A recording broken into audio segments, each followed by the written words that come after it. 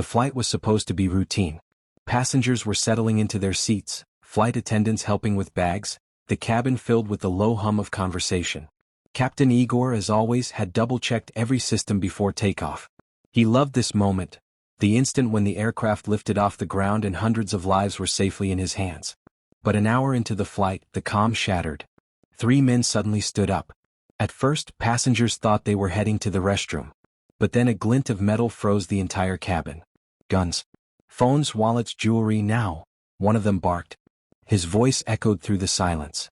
2 of them stormed down the aisles, ripping valuables from terrified hands. The third pushed toward the cockpit.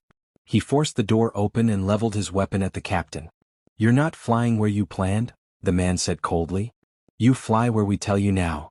Igor gripped the controls so hard his knuckles turned white. He couldn't risk the lives of everyone on board. He obeyed. But deep inside he made himself a silent promise: they would pay for this. The hijacker stood directly behind him, gun pressed just close enough to remind Igor of the stakes. Divert the plane. Change course. His voice was steady, as though he'd rehearsed this moment 100 times. "Yes," Igor said evenly, masking the rage in his chest. He adjusted the heading as ordered, his eyes fixed on the horizon. He couldn't resist now, not with a weapon so close, not with 200 lives behind him. Outside, the sky stretched endlessly. Inside, the passengers trembled. Mothers held their children tighter, businessmen stared at the floor, flight attendants exchanged terrified glances. Igor could feel their fear radiating all the way into the cockpit. He had been a pilot for more than 20 years, but never had he felt such helplessness. The hijackers made their demands clear. They wanted the plane redirected to a remote airfield across the border. Once there, they intended to negotiate safe passage in exchange for the passengers' lives. To Igor it sounded like madness. But he played along. For now. As the aircraft turned from its original course, Igor's mind began to work. He analyzed every word, every movement of the man behind him. He studied the voices coming from the cabin, angry shouts, terrified whimpers. He imagined the 2 men walking row by row, collecting everything they could. He knew one thing: desperate men always made mistakes. Minutes turned into an hour. The cabin air grew heavy, suffocating. Igor's co-pilot sat frozen, sweat dripping from his brow, his eyes flicking nervously between the controls and the gun. Igor, however, kept his focus. Outwardly calm, inwardly burning. He thought of his family. His wife, waiting for his return. His children, who believed their father was invincible. He thought of all the people behind him who had entrusted him with their lives. And he repeated the same vow in his head: they will pay.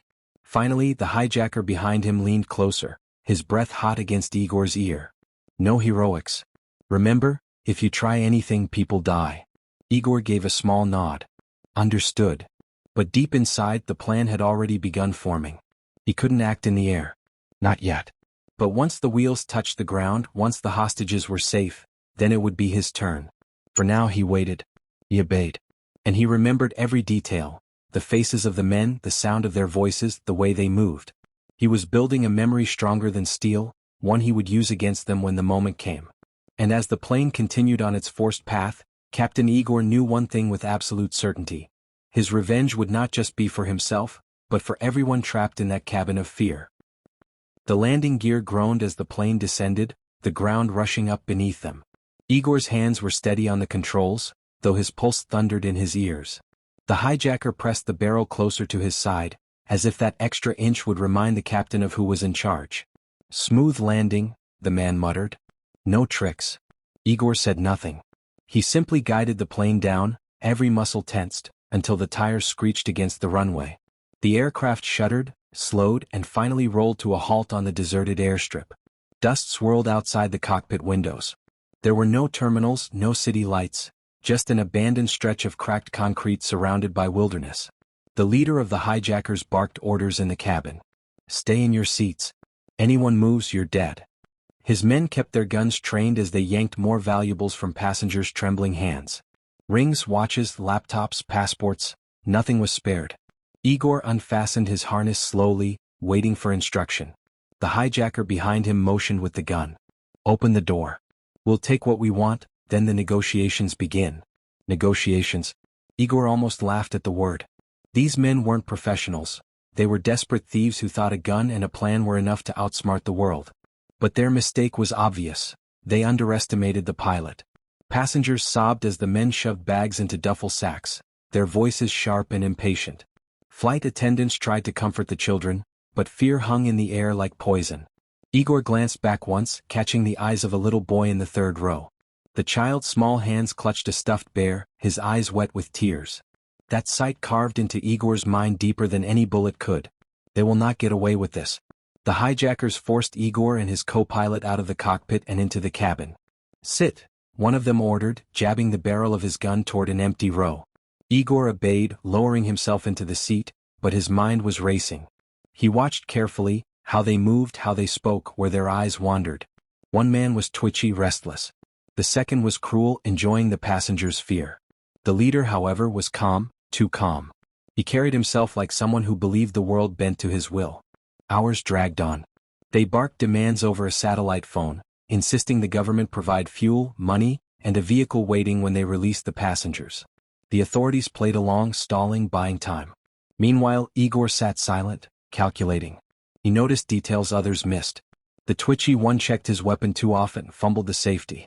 The cruel one never looked behind him, only forward at the passengers he tormented. The leader was smart, but pride made him careless. Finally, food was brought aboard, simple trays from the nearest base. The hijackers allowed the flight attendants to distribute it, watching closely. Igor saw his chance. When one of the attendants slipped past, Igor whispered just 3 words, barely audible: "Watch. Listen. Wait." She nodded ever so slightly. He didn't have weapons. He didn't have numbers. But he had something stronger: patience, memory, and the knowledge of what would happen once the plane touched civilization again. Because Igor knew something the hijackers didn't. Every action, every demand, every face was being tracked. Satellites had already locked onto their location. Authorities were gathering. And most importantly, Igor had friends. He had connections in places the hijackers couldn't imagine. The leader sat down in the front row, polishing the gun with a rag.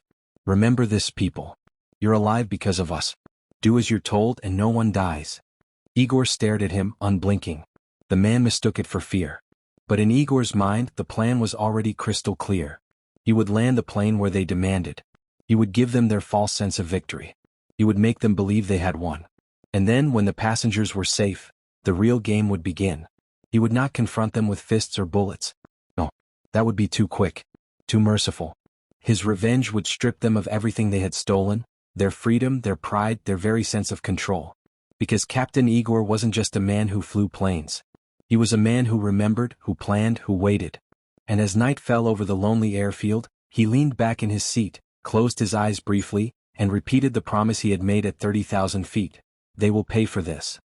Dawn broke over the remote airstrip, painting the horizon with pale light. The passengers hadn't slept. Fear kept them wide awake. The hijackers paced the aisles, clutching their weapons tighter as fatigue gnawed at their nerves.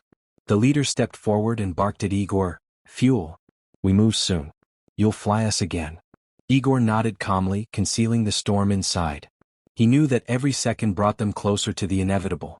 Helicopters had already been spotted in the distance earlier, circling like vultures. Authorities were closing in. When fuel trucks finally rumbled down the cracked road, the hijackers' leader grinned with triumph. "See? They obey us. We are in control." But Igor saw something else: the shadows of armored vehicles moving just beyond the tree line. He didn't smile.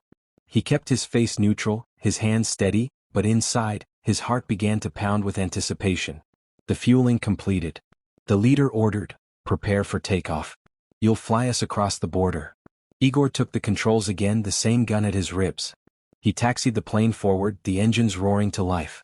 Passengers clutched armrests, bracing themselves for whatever came next. And then, flashing lights erupted across the runway.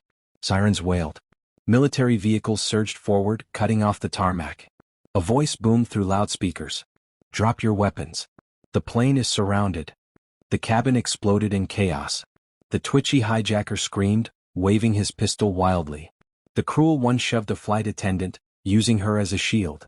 The leader pressed the gun harder against Igor's side. "Take off now," he roared. But Igor didn't move. His hands hovered above the controls, steady as stone.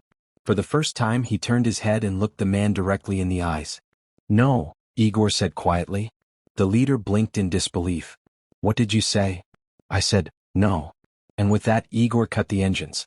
The deafening roar died instantly, leaving only the sound of shouting outside and panic inside. The hijacker's face twisted with rage. He raised the gun, but before he could pull the trigger, the cabin doors exploded inward. Special forces stormed in, black-clad and precise, shouting commands in unison. Shots cracked. Shouts rang out. In less than a minute, the twitchy one was on the floor, the cruel one disarmed, and the leader pinned beneath 3 soldiers. The passengers sobbed with relief, clinging to one another. The flight attendants guided them out, one by one, towards safety. Igor stayed in his seat, breathing deeply as soldiers dragged the hijackers away in handcuffs. Their eyes burned with hate, but for the first time they looked powerless. It should have ended there. But Igor wasn't finished. Weeks later, the trial began. The hijackers expected to bargain, to twist the story, to blame each other. But they hadn't counted on Igor. He testified in full detail, his memory sharper than any recording. He recalled every order, every threat, every stolen item. He identified the weapons, the accents, the exact moment they forced him off course. His calm, precise testimony left no gaps for their lawyers to exploit. And then came the evidence Igor had quietly ensured was preserved. Hidden in the plane's black box recordings were not only the flight data but snippets of their voices, captured during their threats. Combined with passengers' testimonies, it built an unbreakable case. The court listened, horrified as the truth unfolded. The hijackers weren't just thieves. They had ties to organized crime, debts they had hoped to erase with ransom. They had gambled with hundreds of lives for greed. Igor watched them squirm, saw the confidence drain from their faces as their fate sealed around them like a cage. When the verdict came, it was merciless. Decades behind bars, assets seized, every cent they thought they'd gained stripped away. The passengers applauded. Families wept in gratitude. Reporters swarmed, calling Igor a hero. But for him it wasn't about glory. It was about keeping his promise. He had told himself, back in that cockpit with a gun at his ribs, that they would pay. And now they were. One evening after the trial ended, Igor sat on his porch watching the sunset. His wife poured him tea, his children laughing in the yard. For the first time since that terrible flight, he allowed himself to breathe freely. "They underestimated you," his wife said softly. Igor nodded. Yes. And that was their final mistake. Because in the end, revenge hadn't been delivered with fists or fury. It had been delivered with patience, truth, and justice, weapons far sharper than bullets. And somewhere, behind cold prison walls, 3 men finally understood what it meant to challenge a captain who never forgot.